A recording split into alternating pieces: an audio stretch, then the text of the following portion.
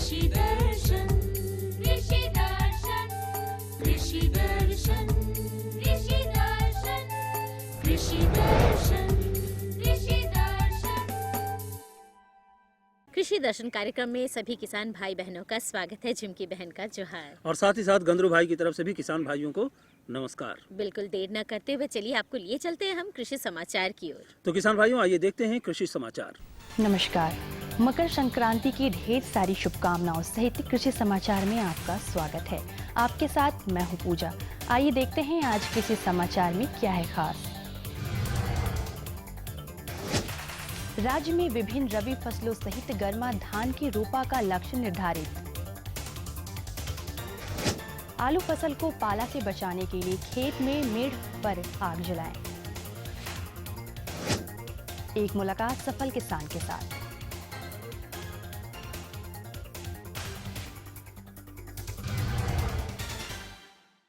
और अब समाचार विस्तार से। नाबार्ड के राष्ट्रीय अध्यक्ष डॉक्टर हर्ष भर्नवाला की अध्यक्षता में नई दिल्ली में हुई निदेशक मंडल की बैठक में कई अहम फैसले लिए गए। इसमें ग्रामीण ऋण और ग्रामीण आधारभूत संरचना, खासकर भंडारागार को बढ़ावा देने का निर्णय लिया गया। इसके अलावे 3 फसल विशिष्ट प्रायोगिक परियोजना शुरू करने का भी अनुमोदन हुआ। झारखंड सरकार द्वारा राज्य में विभिन्न रबी फसलों सहित गर्मा धान के रोपा का जो लक्ष्य निर्धारित किया गया है वो इस प्रकार है। गेहूं 239,000 हेक्टेयर, मक्का 31,000 हेक्टेयर, चना 250,000 हेक्टेयर, मसूर 80,000 हेक्टेयर, मटर 50,000 हेक्टेयर, राई, सरसों और तोरी 320,000 हेक्टेयर, तीसी 55,000 हेक्टेयर, सूर्यमुखी 10,000 हेक्टेयर और गर्मा धान 20,000 हेक्टेयर। ये आंकड़ा कृषि निदेशालय झारखंड सरकार द्वारा जारी किया गया है। जाड़े के मौसम में आलू के फसल को पाले के प्रकोप से बचाने के लिए उसे आवश्यक तापमान दे। इसके लिए खेत के मिड पर खरपतवार जमा करके आग जलाएं। इसके अलावे नमी बनाए रखने के लिए नियमित सिंचाई करते रहें। इन दिनों जिस कदर कड़ाके की ठंड पड़ रही है, साथ ही ओस और कुहासा का भी असर है। ऐसी स्थिति में आलू के फसल को पाला लगने का खतरा ज़्यादा रहता है। आलू फसल को पाला से बचाने के लिए हमारे कृषि विशेषज्ञ बताते हैं। किसान भाइयों, अगर आलू के खेत में मौसम ऐसा लग रहा है कि पाला आने वाला है, तो आप अपने मेढ़ों पर खरपतवार को जमा करके उसमें आग लगा दें शाम के समय में, ताकि वहाँ का तापमान थोड़ा सा बढ़ जाएगा और पाला का प्रकोप कम होगा। तथा एक बात और ध्यान दें कि आलू के खेत में उस समय में नमी बरकरार रखें, ताकि जो पाला से जो आपको क्षति होगी आलू की फसल को वो कम से कम हो। इन बातों को ध्यान में रखने से पाला से आप बच सकते हैं। जो किसान गेंदा फूल की खेती करना चाहते हैं वो इस फसल से अच्छी उपज लेने के लिए पूसा बसंती, पूसा नारंगी, lemon drop, orange drop, flame और रस्टी रेट नामक उन्नत प्रभेद लगाएं। इनकी उपज क्षमता 150 से 200 क्विंटल प्रति हेक्टेयर है। गेंदा फूल की खेती के लिए कृषक बंधु फरवरी में भी फसल लगा सकते हैं। इसके लिए दोमट मिट्टी वाले खेत का चयन करें, जिसका पीएच मान 7 के आसपास हो। इस फसल से अच्छी उपज लेने के लिए अफ्रीकन गेंदा की श्रेणी में पूसा बसंती, पूसा नारंगी, लेमन ड्रॉप या ऑरेंज ड्रॉप लगाएं और फ्रेंच गेंदा के लिए फ्लेम या रस्टी रेड का चयन करें। इनकी उत्पादन क्षमता 150 से 200 क्विंटल प्रति हेक्टेयर है। कृषि उपकरण डीप फ्रो सीडर एक ऐसा कृषि यंत्र है। इसकी सहायता से किसान शुष्क भूमि में खेती करने के लिए गहरी बुआई का काम कर सकते हैं। इसकी कार्य क्षमता लगभग 50 डेसिमिल प्रतिदिन है। आज हमारी मुलाकात उस सफल किसान से होने जा रही है जो आधुनिक खेती के पक्षधर है। चलिए मिलते हैं उस सफल किसान से जो बदलते जमाने के साथ अपनी खेती में भी तब्दीली लाए हैं। जब से इन्होंने वैज्ञानिक तरीके से खेती करना शुरू किया है, इनकी उपज क्षमता में तेजी से वृद्धि हुई है। खेती बाड़ी करते हैं और खेती बाड़ी में मटर को भी आदि अदरक वगैरह मिर्चा सब फसल हम लोग लगाते हैं, बीन वगैरह सब लगाए हैं। और यही जो है हम लोग का अबर बाज़ार बहुत अच्छा है। इसलिए अच्छा है कि इन साल बरखा माने हम लोग का खेती के लिए माने दिक्कत किया, और जिससे माने खेती जो माने मेहनती किसान का बच गया, उसमें अच्छा आमदनी इन साल हो रहा है। और अब एक नजर राज्य के 5 प्रमुख शहरों के मौसम के मिजाज पर।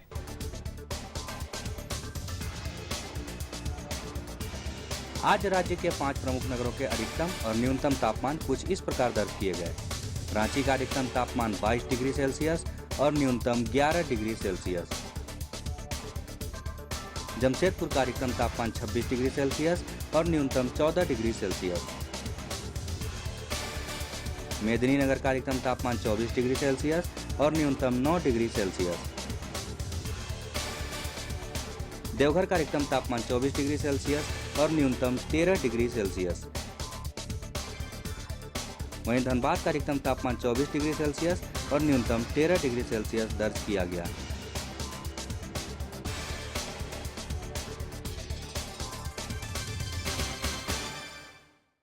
और अब मंडी भाव में नजर डालते हैं अनाजों के भाव पर।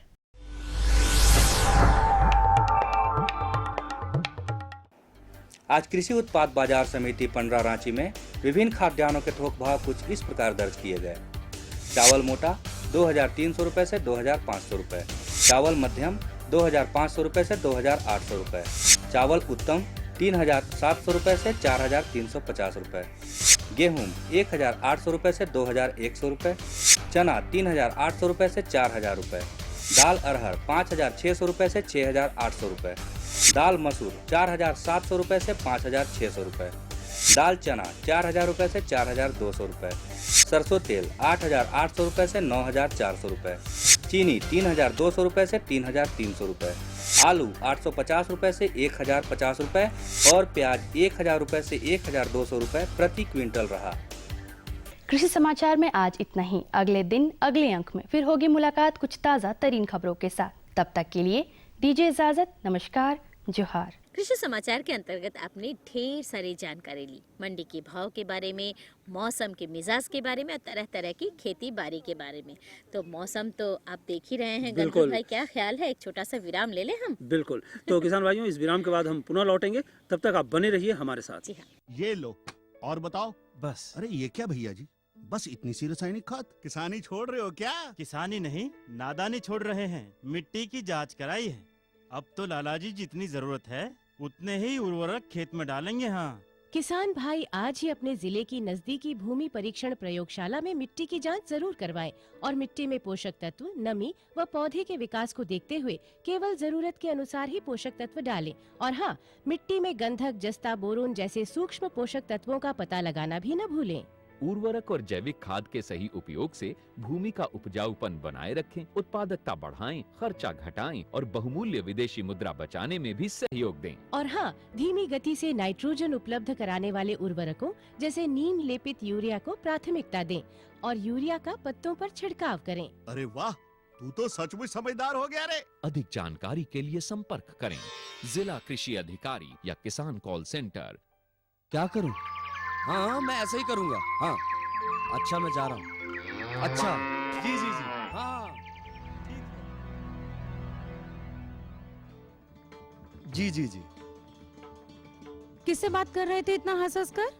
किसान कॉल सेंटर, विशेषज्ञ से खेती के बारे में सलाह ले रहा था। सुबह भी, रात को भी? किसान कॉल सेंटर सुबह 6 बजे से रात को 10 बजे तक खुलता है। रविवार को भी? हाँ भाई, साल के 365 दिन खुलता है। और इतना फोन का बिल कौन भरेगा? अरे, किसान कॉल सेंटर की सेवा मुफ्त है। पर तुम ये सब क्यों पूछ रही हो? मैं तो कुछ और ही समझी थी। किसान भाई, कृषि संबंधी समस्याओं का अपनी भाषा में तुरंत समाधान पाने के लिए पूरे भारत में किसी भी फोन से राष्ट्रीय हेल्पलाइन नंबर 1800-1801-551 पर संपर्क करें। किसानों का दोस्त, किसान कॉल सेंटर। विराम के बाद एक बार फिर से स्वागत है आप सभी किसान भाई बहनों का। तो जाड़ा का मौसम है, आप तो देख ही रहे हैं गंद्रू भाई, लेकिन आपके पिटारे में इस जाड़े में क्या क्या है, कुछ महसूस कराइए गर्मी का। बिल्कुल तो मज़ा आ बिल्कुल। जाए। तो किसान भाइयों, हम आज जो जानकारी लेकर आए हैं जी। वो जानकारी आपके लिए खास है। आज हम आपको जानकारी देने जा रहे हैं आम और लीची वाह, क्या कहने में जो मंजर लगते हैं जी। और उस मंजर में कई तरह के रोग भी लग जाते हैं। हाँ, ये तो बिल्कुल और सही कहा आपने। इससे जो हमारे किसान भाई जो आम और लीची की खेती करते हैं तो उससे उनके उत्पादन पर फर्क पड़ता है। अगर मंजर ही अच्छा नहीं होगा तो आपकी जो फसल है वो अच्छी नहीं होगी, आपकी जो पैदावार है वो अच्छी नहीं होगी। तो हम मंजर को कैसे बचा करके रखें, मंजर को कैसे मजबूत करें ताकि हमारे पेड़ों में अधिक से अधिक फल लग सके। जी हाँ, और जानकारी दे रहे हैं हमारे विशेषज्ञ डॉक्टर जयपाल सिंह जी। आइए फटाफट जानकारी ले लेते हैं। किसान भाइयों, जैसा कि आप सभी जानते हैं कि आम एवं लीची हमारे प्रदेश के प्रमुख फलों में गिने जाते हैं। ऐसे में अभी जनवरी का मौसम आ चुका है और जनवरी के मौसम से ही जनवरी के महीने से ही आम एवं लीची में मंजर आने शुरू हो जाते हैं। ऐसे में उन मंजरों में जो रोग लगते हैं उसकी जानकारी देने के लिए हमारे साथ विशेषज्ञ मौजूद हैं डॉक्टर जयपाल सिंह चौधरी जी। डॉक्टर साहब, सबसे पहले ये बताइए किसान भाइयों को कि जो मंजर पे आम और लीची के मंजर पे जो रोग लगते हैं वो कौन कौन से रोग होते हैं प्रमुखतः? जैसे आप आम की बात कर रहे हैं, हमारा जो आम है अभी जितनी भी जो वैरायटीज़ हैं जैसे उसमें से मंजर निकलना शुरू हो गया है और निकलता रहेगा। जिसमें मंजर निकलना शुरू हो गया, निकलने वाला है, तो किसान भाइयों इसमें सबसे बड़ा ध्यान देना है कि आपका मंजर निकलने के बाद में झड़ जाता है। झड़ने के कई कारण हैं, उसमें कीट हो सकता है, रोग हो सकता है, या फिर आपका जो उसमें सिंचाई की व्यवस्था है वो आपकी कंटिन्यूस नहीं है, तो ये भी प्रॉब्लम हो सकता है। कीट में हम मोस्टली जो यहाँ पे झारखंड में देखते हैं, जैसे ही आपका मंजर खिलना शुरू होता है पैनिकल आने के बाद में, तो आप देखेंगे कि उसमें बहुत छोटा छोटा कीट, आप उसको एक टेप करके सफ़ेद कागज़ पे देखना, बहुत छोटा छोटा कीट आपको पीछे उस कागज़ पे, आपको सफ़ेद कागज़ पे मिल जाएगा। उसको हम थ्रिप्स बोलते हैं, जो रस चूसता है और इसकी वजह से आपके जो फूल हैं वो गिर जाते हैं। दूसरा है मैंगो हॉपर, जो आम का जो हॉपर है, इसको आप आम भाषा में इसको मधुआ कीड़ा बोलते हैं, जिससे आपके मंजर पे मधु जो शहद जैसा एक लिसले सा पदार्थ निकलता है और आपका मंजर पूरी तरह से एक होकर के और झड़ जाता है। मधुआ कीड़ा है। और अब जैसे ही आपका मंजर निकलेगा कुछ दिन बाद में, जैसे आपका तापमान बढ़ना शुरू होता है, तो मंजर पे आप देखेंगे सफ़ेद रंग का पाउडर आ जाता है, जैसे किसी ने राख बुरक दी हो। ये पाउडर मिल्ड्यू एक करके बीमारी है। इसका अगर जिस में लग जाती है उसका पूरा फल, अगर फल पहली बात तो बन नहीं पाता है, उससे पहले आपका फूल झड़ जाता है। अगर फूल से फल बन भी गया है तो वो फल दाने जैसा या मटर के दाने जैसा बनते ही आपका गिर जाएगा। तो उसके लिए आपको अभी से सावधानियां बरतने की ज़रूरत होती है, जो कीट है। और इसके साथ साथ में सिंचाई के लिए ये ध्यान रखिए कि जितना भी है उसमें मंजर निकलते ही आप कंटिन्यूसली लगातार रूप से उसमें नमी बनाए रखें। अगर आप नमी अब नहीं बना रहे हैं और बाद में नमी बनाएंगे, तो जैसे ही नमी आप उसमें सिंचाई करेंगे आपका मंजर झड़ जाएगा। तो किसान भाई अभी से सिंचाई का पूरा ध्यान रखें और कीट एवं रोगों के लिए भी नियंत्रण का ध्यान रखें। ये किसान भाई ऐसे क्या लक्षण देख पाएंगे कि उन्हें समझ में आए कि रोग लग चुका है मंजरों पे? जैसे कि आपने बताया कि रोग लग चुका है मंजर में, अगर आप मंजर खिला हुआ है, मंजर को आप पहले देखना जाकर के, अब सफ़ेद कागज़ पे आप जस्ट टेप करना, उसको टेप करने पे आपको पता लगेगा कि उसमें बहुत सारे छोटे छोटे कीड़े आके गिर रहे हैं, वो थ्रिप्स है। इस थ्रिप्स की रोकथाम के लिए आपको जैसे ही आपका मंजर निकल रहा है, थ्रिप्स और मधुआ कीड़ा को किसान आराम से पहचान पाते हैं कि उसमें से शहद जैसा आता है और बहुत छोटे छोटे कीड़े आपके उस पर मंजर पे दौड़ते हुए दिखाई देते हैं। इन दोनों के रोकथाम के लिए जैसे ही आपका मंजर निकलता है एक छिड़काव की ज़रूरत होती है। छिड़काव जो आपको करना है किसान भाइयों, अगर जैसे आपका पाउडर मिल्ड्यू है, दोनों के लिए आप जैसे ही मंजर निकल रहा है उसके लिए आप कॉन्फिडोर या फिर एक तारा, दोनों दवाइयों को, जैसे कॉन्फिडोर है तो उसको 3 से 4 ml 10 लीटर पानी में, और उसी 10 लीटर पानी में आप हेक्साकोनाजोल या ट्राइडियोमॉर्फ 2 से 3 ml, इन दोनों में से किसी एक दवा को मिला करके छिड़काव करेंगे तो आपका हॉपर, जो फुदका कीड़ा है, जो मधुआ कीड़ा है, वो और आपका जो सफ़ेद रंग का पाउडर आ रहा है वो आपकी फसल में नहीं आएगा।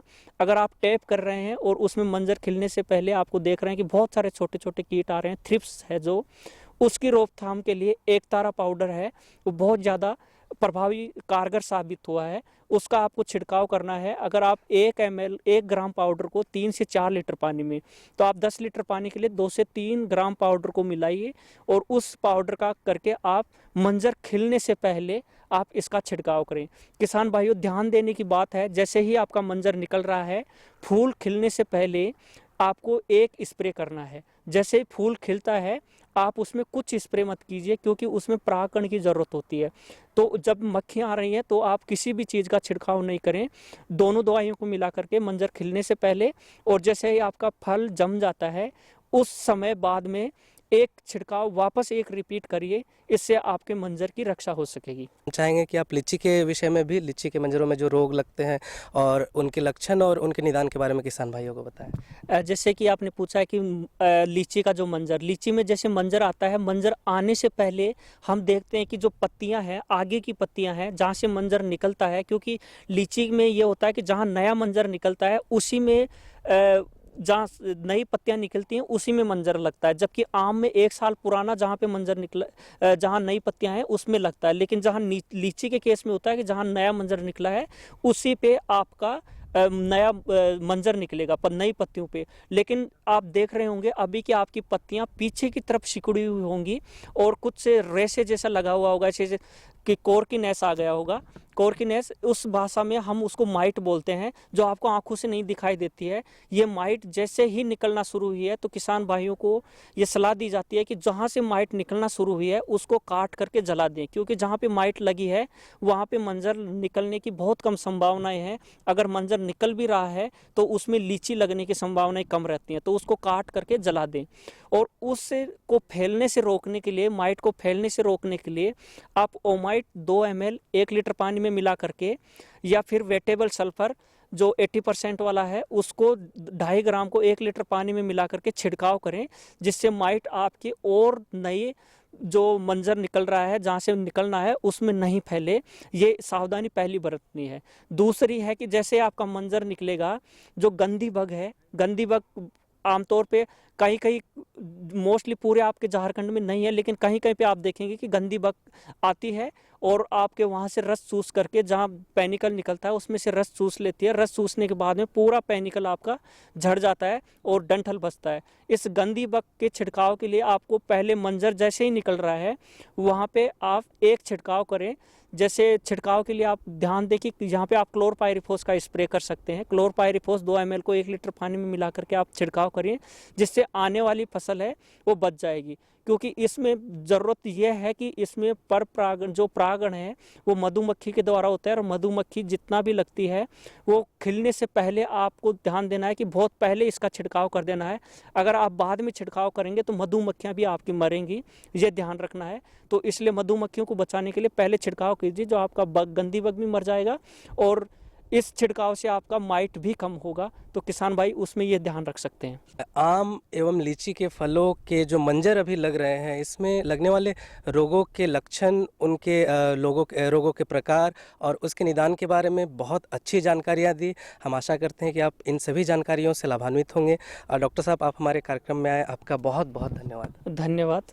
बड़ा बढ़िया जानकारी रहा है ना। बिल्कुल अच्छी जानकारी थी और हम उम्मीद करते हैं कि इस जानकारी से हमारे किसान भाई काफी लाभ भी उठाएंगे। बिल्कुल, अगर आप अमल करेंगे तो। बिल्कुल, और हमारे किसान भाई जरूर अमल करेंगे। हमारा कार्यक्रम देखते हैं और उनके खतों से हमें लगता है कि वो हमारे कार्यक्रम को देखकर उस पर अमल भी कर रहे हैं और उसका लाभ भी उठा रहे हैं। बिल्कुल सही। और किसान भाइयों, अगली जो जानकारी हम देने जा रहे हैं वो है टमाटर की खेती के बारे में। यानी टमाटर की खेती में अगर कीट का प्रबंधन अगर आप अच्छे तरीके से कर लें तो आपकी जो टमाटर की पैदावार है वो दुगनी हो सकती है। तो चलिए किसान भाइयों, आज हम आपके लिए इस विषय पर जानकारी लेकर आए हैं और जानकारी दे रहे हैं हमारे विशेषज्ञ डॉक्टर पीके सिंह जी।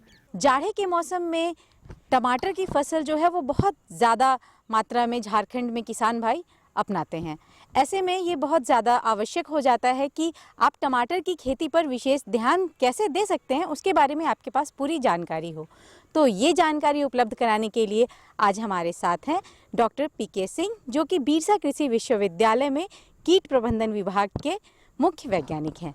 तो आइए सबसे पहले हम ये जान लें कि टमाटर की खेती में क्या आवश्यक है।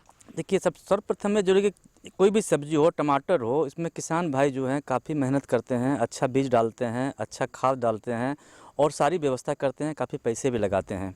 अगर हम लोग कीट व्याधि पर, कीट के ऊपर अगर उसका नियंत्रण नहीं करें तो ये कीड़ा आकर के उनके सारी फसलों को बर्बाद करता है, इसलिए काफ़ी उनको हानि हो जाती है। तो इसलिए किसान भाइयों को यह ज़रूरी है कि फसल लगाने से ले करके, मतलब नर्सरी जब गिराते हैं, बिचड़ा गिराने से ले करके फसल को तैयार होने तक विभिन्न चरणों में वो कीट प्रबंधन पर विशेष ध्यान दें।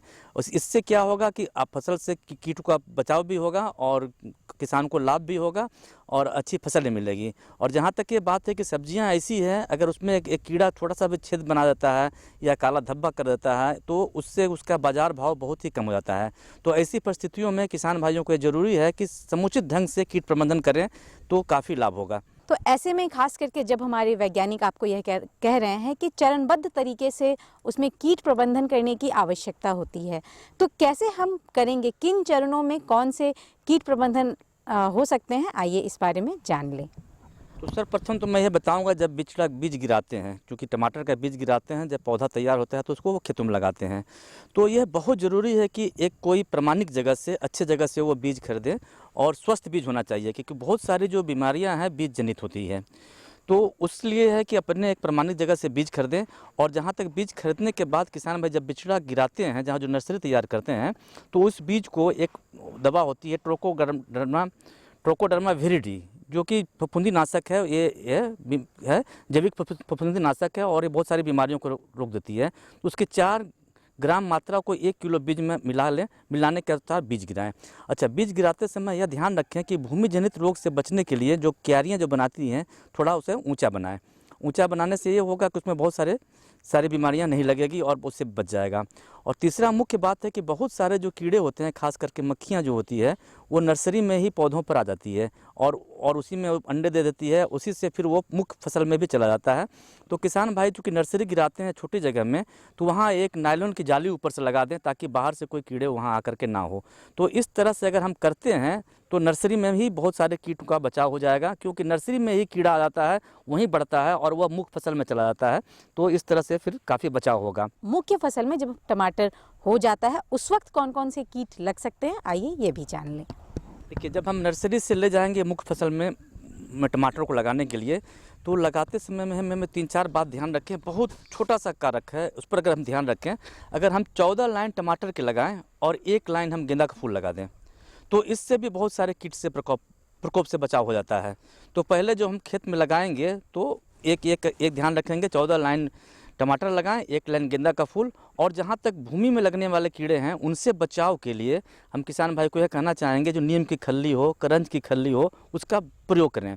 इससे 2-3 तरह के फ़ायदा हैं, क्योंकि इसमें कुछ कीटनाशक तत्व भी होता है जो कि भूमि में रहने वाले कीड़ों को समाप्त करता है, और दूसरे इसमें पोषक तत्व भी होते हैं, नाइट्रोजन, फास्फोरस तथा पोटास, वो पौधे की वृद्धि में भी सहायक होते हैं।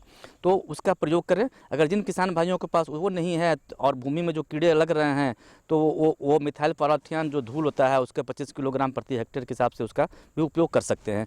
परंतु अच्छा होगा कि हम नीम की खल्ली और करंज की खल्ली को डालें। तो ये डालने के बाद ये होगा कि जो भूमि में लगने वाले कीड़े हैं वो नहीं लगते हैं।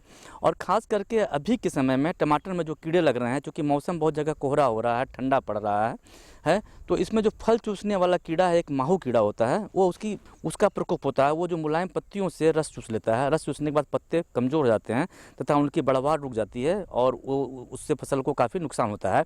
और ऐसे मौसम में जब ज़्यादा ठंडा पड़ता है, कोहरा गिरता है, तो उस समय उस जो माहू कीड़ा है, इसकी मतलब कहिए कि वृद्धि रफ्तार ये बहुत जल्दी बढ़ जाता है। अगर आप देखेंगे आज अगर 10 है तो 3 दिन के बाद वो 30 बन गया और चौथे दिन देखेंगे 100 बन गया, मतलब बहुत तेज़ वो बढ़ता है।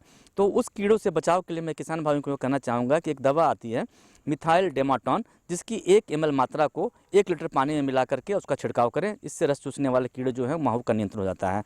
और जब किसान भाई खेतों में अपने फसलों को लगाए हुए हैं तो निश्चित रूप से देखते रहें। कभी कभी देखेंगे किसान भाई कि कुछ उनके पौधे जो हैं टमाटर के, उनकी पत्तियां सिकुड़ी हुई सी है और सिकुड़ी हुई सी है, उसकी वृद्धि रुक गई है। तो वो एक रोगग्रस्त पौधा होता है, जो कि एक मक्खी होती है, सफ़ेद मक्खी होती है, वो जो है उस बीमारी को फैलाती है। तो जितने भी पौधे दिखेंगे इस तरह के, तो किसान भाई उसको उखाड़ लें। उखाड़ने के उपरांत उसको निकाल करके कहीं गड्ढे में डाल दें और उसको नष्ट कर दें। ऐसा इसलिए करते हैं कि वो चूँकि बीमार पौधों पर वो मक्खियाँ खाएगी और खाने के बाद वो स्वस्थ पौधों पर जाएगी, तो वो बीमारी को बहुत तेज़ी से फैला देती है। तो उसका नियंत्रण करने के लिए हमें सबसे अच्छा उपाय यही है कि हमें रोगग्रस्त पौधे को उखाड़ देना है, उखाड़ करके उसे ख़त्म कर देना है। और अगर किसान भाई अगर दवा डाले हैं तो डालना चाहते हैं तो वो जो मिथाइल डेमाटोन दवा है वही दवा इसमें भी काम करती है, तो ये भी काफ़ी मतलब लाभदायक होता है। आजकल अमूमन ये देखा जा रहा है कि कीटनाशक जब भी हम उपयोग में लाते हैं तो उसके बहुत सारे साइड इफ़ेक्ट होते हैं, कुप्रभाव पड़ते हैं। तो उसके लिए हम कौन कौन सी सावधानियां बरत सकते हैं और कौन सी वैकल्पिक व्यवस्था हो सकती है, आइए इस बारे में भी जान लें। देखिए, सर्वप्रथम जैसे मैंने बताया कि ये जो आपको दवा डाल रहे हैं, अगर कोई भी दवा डालते हैं तो कम से कम 21 दिन तो उसको छोड़ दें। खास करके जब टमाटर बढ़ने लगता है, फूलने लगता है तो उस समय एक कीड़ा लगता है, फल छेदक समूह का कीड़ा जो है वो काफ़ी नुकसान पहुंचाता है। तो ऐसी स्थिति में जब 50% टमाटर में फूल आ गया है तो किसान भाई अपनी एक दवा का प्रयोग कर सकते हैं। उसमें एक NPV वायरस दवा आती है, वो है, उसको हम 3 बार छिड़काव कर सकते हैं। या फिर एक ट्राइको कार्ड आता है जिसको कि हम लोग करते हैं ट्राइकोग्रामा प्रोटियस, जिसकी 1 लाख मतलब है, उसमें एक कार्ड में 20,000 अंडे होते हैं, वो 5 कार्ड उसको 6 बार लगाना है। उससे होता है कि मित्र कीड़ा निकल करके दुश्मन कीड़ों को खा जाता है। और यह कार्ड हमारे बिरसा कृषि विश्वविद्यालय में उपलब्ध है। तो ये एक जैविक उपचार है, इससे भी काफ़ी फ़ायदा होता है। दूसरा ये है कि जब हम देखें कि टमाटर फसलों में अगर कीड़े लग रहे हैं तो वैसी परिस्थितियों में किसान भाइयों को मैं कहना चाहूँगा कि अगर दवा भी छिड़कते हैं तो बड़ा संयम से छिड़कें। अगर आप देख लें कि आज हम दवा छिड़कते हैं तो कम से कम 21 दिन के बाद उसको खाने के लिए प्रयोग हो, तो उसमें क्विनोल फास्ट नाम की दवा आती है, हम उसका प्रयोग कर सकते हैं। या बहुत सारे बाज़ार में दवा उपलब्ध है जो कि नीम जनित है, तो उसका भी हम उपयोग कर सकते हैं। तो इस तरह से अगर उसको 3-4 बार हम लोग छिड़काव कर दें नीम जनित दवा का भी, तो उससे भी काफ़ी लाभ होगा जी। तो किसान भाइयों, आशा करती हूँ जो हमारे विशेषज्ञ आप लोगों को जानकारी दे रहे थे वह आपके टमाटर की फसलों के लिए काफ़ी उपयोगी साबित होंगे। तो अब के लिए इतना ही, नमस्कार। ये टमाटर की जानकारी भी बहुत बढ़िया रहा। हाय रे टमाटर बड़े मज़ेदार, है ना? बिल्कुल बिल्कुल। लेकिन एक जानकारी और भी बाकी रह गई, वो है IMD पुणे से आपके लिए एक खास जानकारी, आइए ले लेते हैं। भारतीय मौसम विभाग पुणे से प्राप्त आज का मौसम पूर्वानुमान इस प्रकार है। आकाश साफ रहेगा, हवा उत्तर पश्चिम की ओर से दक्षिण पश्चिम की ओर 6 किलोमीटर प्रति घंटा की गति से चलेगी। आज का अधिकतम तापमान 23 डिग्री सेल्सियस और न्यूनतम 8 डिग्री सेल्सियस रहने की संभावना है। अब मौसम पूर्वानुमान पर आधारित कृषि सलाह। आलू की फसल में किसान भाई 7 से 10 दिनों के अंतराल पर नियमित रूप से सिंचाई करें। आलू फसल को पछेती अंगमारी रोग से बचाने के लिए रीडोमिल दवा 1.5 ग्राम प्रति लीटर पानी की दर से फसल पर छिड़काव करें। गेहूं की फसल में समय से खरपतवार नियंत्रण कर सिंचाई करें। चलिए, ये भी काम हमारा पूरा हुआ, लेकिन एक काम आपका और हमारा दोनों का बाकी रह गया, वो है पते लिखने का काम। तो हमारा पता फटाफट नोट कीजिए ताकि आप और अपनी समस्या और सुझाव हम तक जरूर लिख करके भेज सके। हमारा पता है कार्यक्रम कृषि दर्शन, कृषि प्रकोष्ठ, द्वारा केंद्र निदेशक, दूरदर्शन केंद्र, रातू रोड, रांची। पिन संख्या है 834-001। तो हमें रहेगा आपके खतों का बेसब्री से इंतजार। तो किसान भाइयों, इसी के साथ हम सबों को दीजिए इजाजत। नमस्कार।